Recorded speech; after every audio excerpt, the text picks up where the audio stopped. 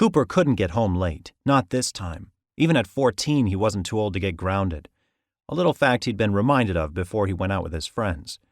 His legs felt like concrete, but he kept pedaling. His cousin Gordy didn't act at all tired, riding next to him.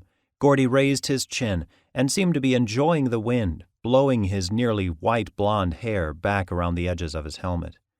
Cooper, on the other hand, could feel the sweat looking for an escape route through his maze of curls.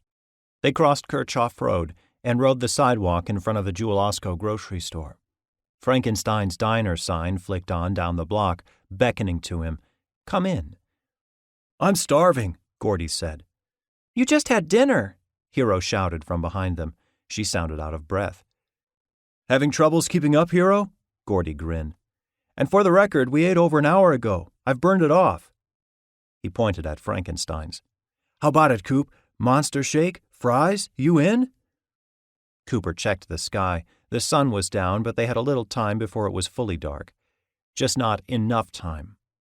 "We'll both get brain freeze if we have to gulp it down that quick." Gordy nodded. "Tomorrow, right after school." "Coop," Hiro called. "Slow up a little." Cooper coasted, and Gordy shot ahead. Hiro pedaled up alongside, taking Gordy's place. Her long black braid bucked down the middle of her back, like it was trying to break free. "This was a stupid idea." "Biking to Walmart? Or promising we'd be back before dark?" Hiro managed a weak smile. "Both. We've got to take a break. 5 minutes?" They were close enough to home now. Cooper worked his phone out of his pocket and checked the time. "Besides, we're losing Lunk again," Hiro said. Cooper checked over his shoulder. Lunk had fallen behind, just like he had in school, which is why he was still in 8th grade with the rest of them, instead of in high school where he belonged. Then again, Lunk didn't really belong anywhere, although he was trying hard with Cooper, Gordy, and Hiro. And Cooper tried to make him feel accepted, but leaving him in the dust wouldn't exactly help. "I don't know why Lunk doesn't get a bigger bike," Hiro said. Lunk hadn't crossed the street yet, even though he was pedaling his BMX like crazy. Lunk stood a full head taller than Cooper, yet rode the smallest bike. He even had some height on Gordy, and definitely some weight over him, too.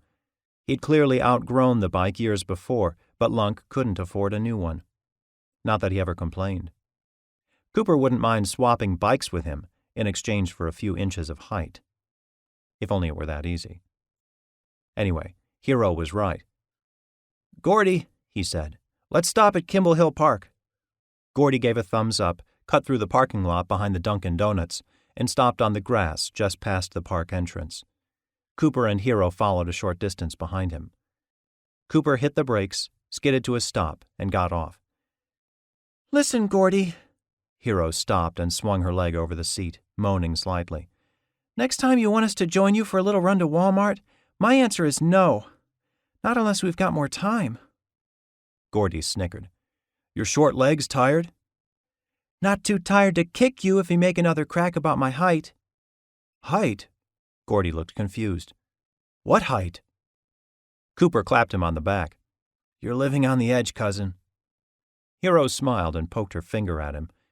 "You will pay for that, Gordon Digby. As soon as my legs stop cramping, you're in for a little Hiro Schmiro." She karate chopped the air. Gordy took a step closer, as if daring her to try. Lunk wheeled up and fishtailed to a stop. Sweat trickled down his forehead and around his flushed cheeks. Dark strands of hair stuck to his forehead and partially blocked his vision.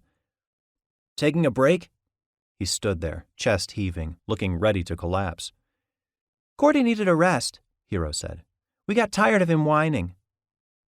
"Gordy? Tired?" "Right." Lunk dropped his bike and lay down flat on his back in the grass. Exactly what Cooper wanted to do, but if he did, he'd never want to get up. They'd be late for sure. "Check that out." Cooper pointed at the silver minivan driving through the parking lot. "There's a backpack on the roof." Hiro and Gordy turned at the same time, as if they'd rehearsed it. Lunk reacted a second later, like he was following their lead, and still trying to fit into the group. He propped himself up on his elbows. Hiro stepped around Gordy. "He must have left it up there when he loaded the car."